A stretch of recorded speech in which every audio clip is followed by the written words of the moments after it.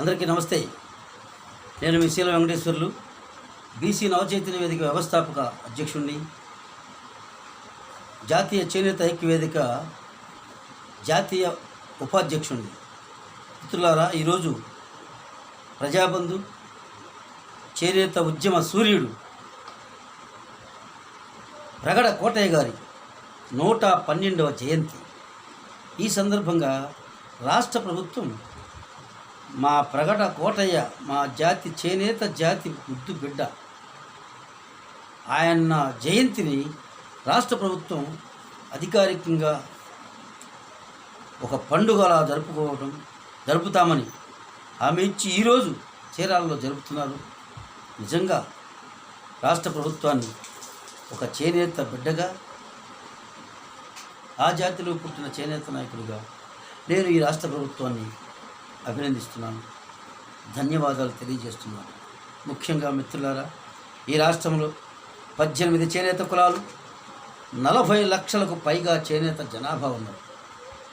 అయితే ఇన్నాళ్ళకి రాష్ట్ర ప్రభుత్వం, ఆయన చనిపోయి 30 సంవత్సరాలు, ఆయన చేసిన ఉద్యమాలు చేనేతలకే కాదు రైతులకు కూడా, చీరాల ప్రాంతంలో తోటవారిపాలెం ఎత్తిపోతల పథకం కానీ, రైతులకు కానీ నీరు అందించడం కానీ, అనేక కులాలు, బీసీలో అనేక కులాలు, కాకలి, మంగలి, వడ్డెర కుల మతాలకు అతీతంగా అందరికీ సేవలు చేశాడు.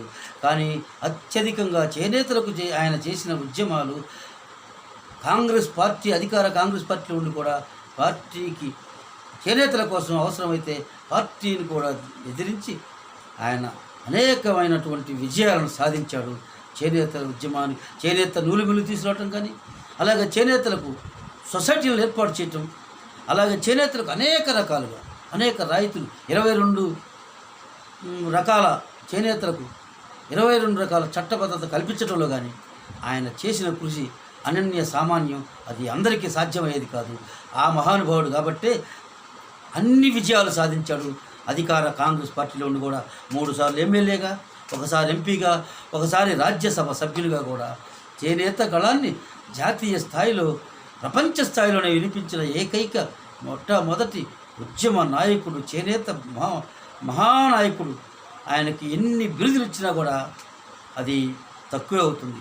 అటువంటి మహనీయుడికి ఈరోజు ఈ రాష్ట్ర ప్రభుత్వం, ఆంధ్రప్రదేశ్ రాష్ట్ర ప్రభుత్వం అధికారికంగా ఆయన జయంతి వేడుకలను అధికారికంగా ప్రభుత్వం నిర్వహిస్తుందంటే మేమందరం కూడా గర్విస్తూ, ఇది ఆయనకిచ్చిన గౌరవంగా భావిస్తూ ఈ రాష్ట్ర ప్రభుత్వాన్ని, రాష్ట్ర ముఖ్యమంత్రి చంద్రబాబు నాయుడు గారిని, అలాగే ఉప ముఖ్యమంత్రి పవన్ కళ్యాణ్ గారిని, కేంద్ర ప్రధానమంత్రి నరేంద్ర మోడీ గారిని, ఈ రాష్ట్రంలో బీజేపీ అధ్యక్షుడు మాధవ్ గారిని, అలాగే రాష్ట్ర యువ నాయకులు, చేనేతల మీద కాస్తో కూస్తో కన్సర్న్ చూపిస్తున్నాడు మంగళగిరిలో గెలిచిన తర్వాత లోకేష్ గారు, ఆయన గారికి కూడా, మీరందరికీ కూడా రాష్ట్ర ప్రభుత్వానికి చేనేతలందరి తరఫున కూడా అభినందిస్తూ, కృతజ్ఞతలు, ధన్యవాదాలు తెలియజేస్తూ, అదే కాకుండా మరో విషయం కూడా, చేనేతలకు నేతన్న నేస్తామని గత ప్రభుత్వం ఇచ్చిన 24,000ను 25,000 ఇస్తామని చెప్పి ముఖ్యమంత్రి గారు చంద్రబాబు నాయుడు గారు ఎన్నికల హామీ ఇచ్చారు.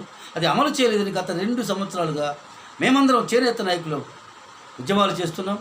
నేను ఇప్పటికీ స్టిల్ 2 నెలలుగా రాష్ట్ర ప్రభుత్వానికి చేనేతల సమస్యలతో పాటు ఒక బీసీ బిడ్డగా కూడా నేను బీసీల సమస్యలను కూడా ఒక 15 సమస్యలను, డిమాండ్లను పెట్టి రాష్ట్ర వ్యాప్తంగా ప్రజా చైతన్య యాత్ర చేస్తున్నాను.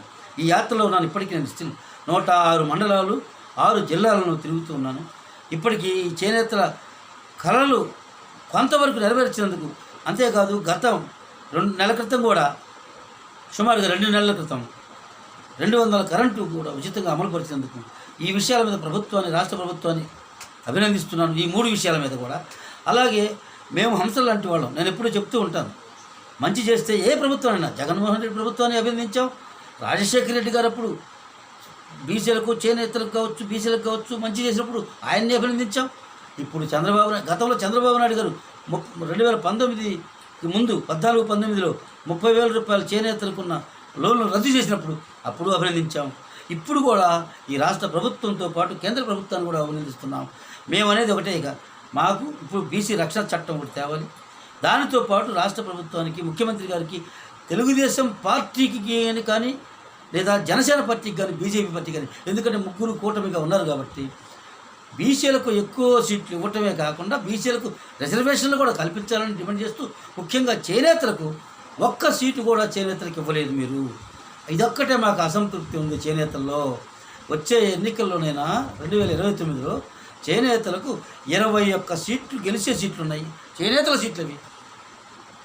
మంగళగిరి నుంచి మొదలు పెడితే పెడన, చీరాల, మంగళగిరి, ధర్మవరం, మదనపల్లి, నందికొట్కూరు, అనంతపురం, ఇలా ఎన్నో నియోజకవర్గాలు. అనంతపురం జిల్లాలో రాయలసీమలో ఒక 12 నుంచి 16 ఉన్నాయి. ఈ ఆంధ్ర ప్రాంతంలో ఒక 6 ఉన్నాయి. అలాగే ఉత్తరాంధ్రలో ఒక 4. టోటల్గా మాకు 20 నుంచి 22 నియోజకవర్గాలు చేనేతలకు ఇవ్వాలని డిమాండ్ చేస్తూ ఈ రాష్ట్ర ప్రభుత్వాన్ని మాత్రం ఖచ్చితంగా మేము అభినందిస్తున్నాం. నేతన్న నేస్తం అమలు చేస్తున్నందుకు, మా జాతి దేవుడు లాంటి మా గురువుల కంటే మిన్న రగడ కోటయ్య గారికి ఇంత గౌరవం ఇచ్చినందుకు, అధికారికంగా ఆయన జయంతి వేడుకలు జరుపుతున్నందుకు రాష్ట్ర ప్రభుత్వాన్ని అభినందిస్తూ ధన్యవాదాలు తెలియజేస్తూ, రాబోయే రోజుల్లో కూడా చేనేతలు లేదా పేదలు, బీసీలు, బడుగు బలహీన వర్గాలందరినీ కూడా ప్రభుత్వం గుర్తించి వారి సమస్యలు పరిష్కరించాలని కోరుకుంటూ సెలవు తీసుకుంటున్నాను. జై హింద్, జై జన్మభూమి.